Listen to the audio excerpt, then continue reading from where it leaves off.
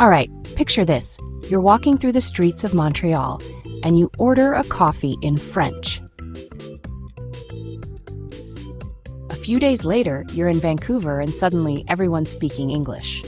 Why does Canada have two official languages, English and French? And how does that actually play out across the country? Let's map this journey together. So, here's the quick history lesson. Back in the 16th and 17th centuries, the French were racing to colonize North America, and the British were doing the same. The French settled mostly along the St. Lawrence River, think Quebec, and parts of Atlantic Canada, while the British took over what's now Ontario and pretty much everywhere else. After a few wars and a lot of treaties, the British ended up in control. But there were still a ton of French speakers, especially in Quebec. Fast forward to 1969, and Canada officially declared both English and French as its official languages. This wasn't just about paperwork, it was a way to recognize the country's two founding cultures.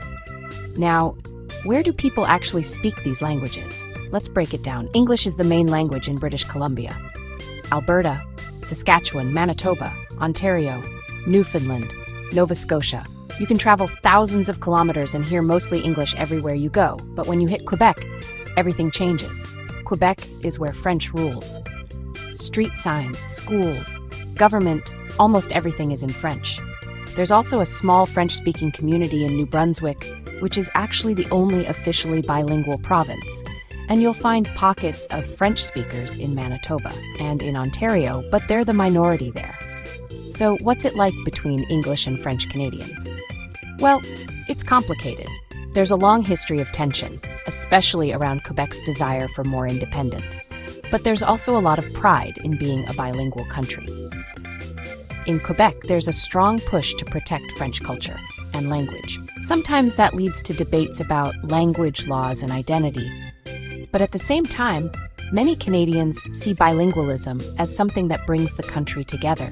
In big cities like Montreal, you'll hear both languages, sometimes in the same conversation. Ottawa. And across the country, kids learn both languages in school, even if they're not fluent.